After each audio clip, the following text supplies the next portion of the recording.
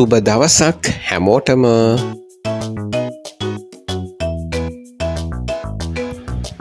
මේ චිත්‍රයට හැමෝම කැමති වෙයි. තාම අඩු කාලයක් තුළ ලස්සන චිත්‍රයක් තමයි මම අද නිර්මාණය කරන්නේ. මේ ඇක්‍රලික් සිතුවම විශේෂත්වයක් තියෙනවා. ඒක තමයි පැන්සලෙන් අඳින්නේ නැතුව අපි සිතින් මවාගත්ත දර්ශනයක් ඉතාම වේගයෙන් සීමිත වර්ණමාලාවක් හඳුනාගෙන විශාල පින්සලක් භාවිත කරමින් වර්ණ ගැන්වීම සිදු කරනවා. ඉතින් ඔබට පේනවා වතුර ස්ප්‍රේ කරනවා මම. එතකොට වර්ණ හොඳින් තුනී කර ගැනීමේ හැකියාවක් ලැබෙනවා. වතුර වැඩි වුණොත් ලස්සන නිර්මාණයකට ඇක්‍රලික් වලදී බලපෑමක් තියෙනවා. ඔබ ඒක දන්නවා. චිත්‍රයක් වර්ණ කරද්දී සුදු වර්ණය විශේෂයි. ඉතින් මම වීඩියෝ වල නිර්මාණ කරද්දි ඔබට නිරන්තරයෙන් කියනවා සුදු වර්ණය ඇති වටිනාකම. ඒ වගේම සිතුවමක රහස් තැන් මම තියාගන්නේ නැහැ. මම දන්න සියලු දැනුම ඔබට නිරන්තරයෙන් කියන්න උත්සාහ කරනවා.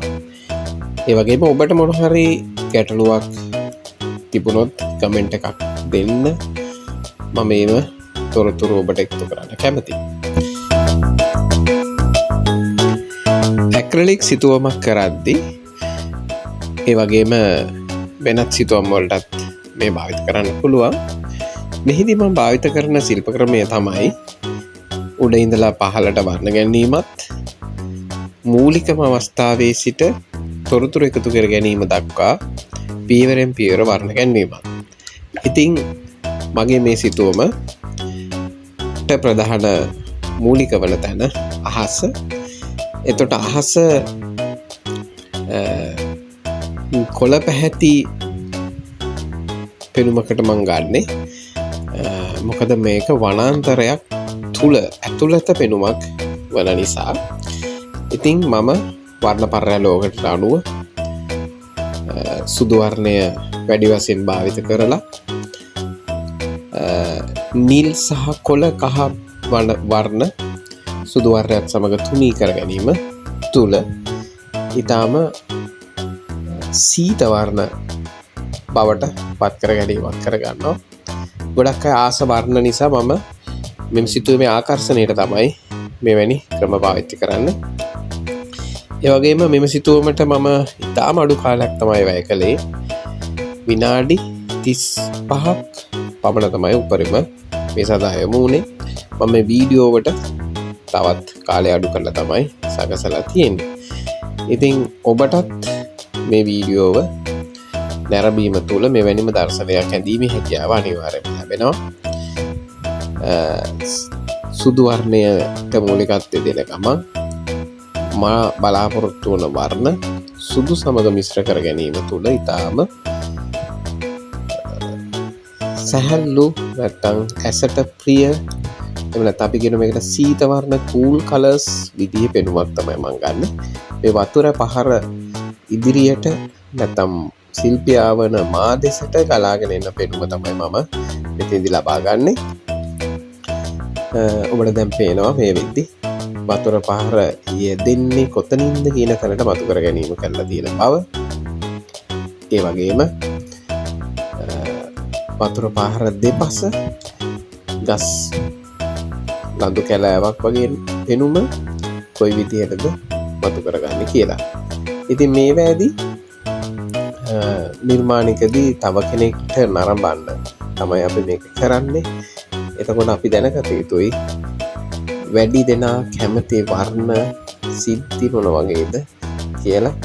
ලස්සන වර්ණ තව කෙනෙක්ගේ සිත සනසන්න පුළුවන් වර්ණ සහ දර්ශන අපි සිතුවමකට ගත්තොත් වැඩි පිරිසක් ඒ සිතුවම ආසාවෙන් නරඹාවි.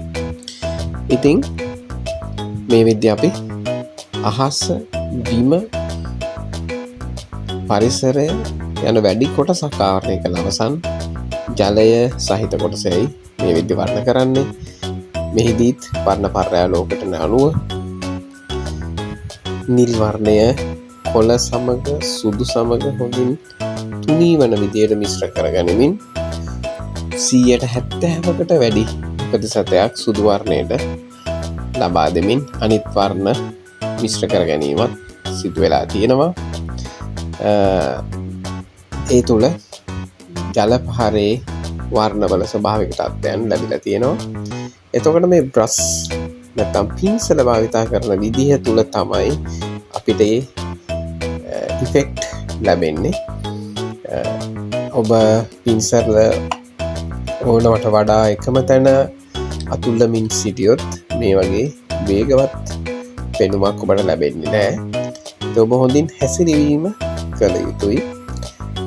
මේ වන විට වර්ණ පර්යාලෝකන මේ ලක්ෂණ වලට අනුව මුල් අවස්ථාවත් හද වර්ණ විදිහට ක්‍රමානුකූලව ඈතට යනකොට ලා වර්ණවල විදිහට වර්ණ ගැන්වීම සිදු වෙමින් පවතිනවා. එතකොට දැන් පේනවා ඇති සිතුවම අවසන් මට්ටමකට පැමිණලා තියෙනවා. ඒ වගේම හරිම ප්‍රසන්න පෙනුමක් සිතුවමට ලැබිලා තියෙනවා. ඉතින් එහෙමනම් හරිම සරලයි. පියවර පිළිබඳව නැවත කතා කළොත් මූලිකම අවස්ථාවේ වර්ණ මුලින් යොදලා ක්‍රමානුකූලව සිතුවම ගොඩ නැගීම තමයි මෙහි පියවර වුණේ. ඒ අනුව අහස, ඊට පස්සේ ගල් තලාව, ඊට පස්සේ ගස් කොළන් සහිත ප්‍රදේශය, අවසාන වශයෙන් ජලය සහිත කොටස වර්ණ ගැනීම කරලා මුළු සිතුවමම ආවරණය කරගෙන තියෙනවා. ඉතින් මින් එහාට ඔබට කරන්න තියෙන්නේ ඔබගේ දැනුමට අනුව ස්වභාවික ලක්ෂණ සහ විස්තරාත්මක බව සිතුවමේ තවත් අංග එකතු කරමින් සිතුවමට තාම ස්වභාවික අවස්ථාවක් එක් කරලීම. ඉතින් ඒ තමයි මේ වෙද්දි මමත් සිදු කරමින් තියෙන්නේ.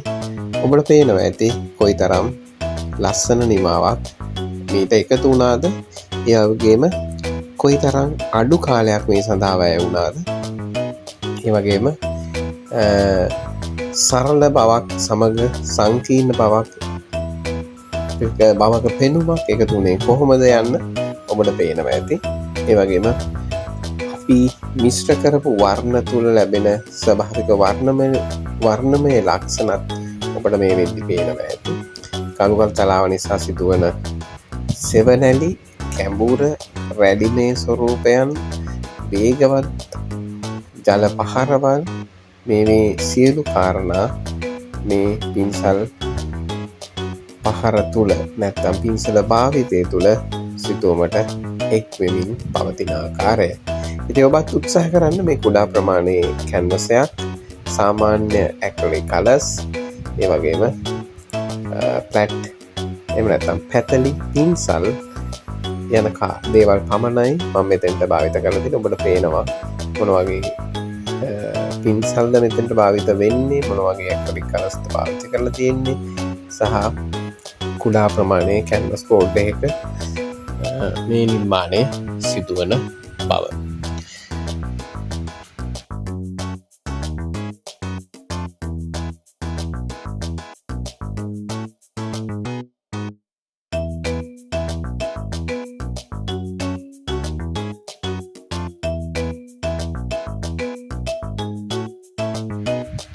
ඉතින් ඔබට මම අදත් ලස්සන සිතුවමක් සමග අදහස් කීපයක් එකතු කරා.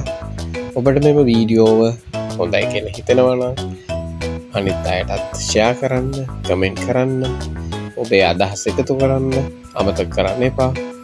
ඒ වගේම ඔබට ඉදිරි නිර්මාණයක අවශ්‍යතාවය තියෙනවා නම් ඒ ගැනත් මතක් කරන්න. අපි සිතුවමක් තුළ හිත සැහැල්ලු කරගන්නවා වගේම සතුටටපත් කරගන්නවා වගේම අපිට පුළුවන් සිතුවම් තුළ අනිත් අයගෙත් සිතුවිලි යහපත් කරමින් සතුට එක් කරමින් සැනසීම එකතු කරමින් නිර්මාණදායකත්වයක් එකතු කරන්න. ඉතින් මමත් හිතනවා මේ සිතුවම තුළ ඔබ යම් හෝ සතුටකට සැනසීමකට ලක් වෙන්න ඇති සහ ඔබට අදහස් එකතු වෙන්න ඇති කියලා. ඒ තුළ ඔබත් නිර්මාණ කරන්නට යොමු වෙයි කියලා. අපි සිතුවමක් නිර්මාණය කරද්දී බයවීමක් විය යුතු නැහැ. බය නැතුව අත්දැකීම් එකතු කර ගැනීමයි කළ යුතු. පළමු අත්දැකීමම සාර්ථක නොවෙන්න පුළුවන්.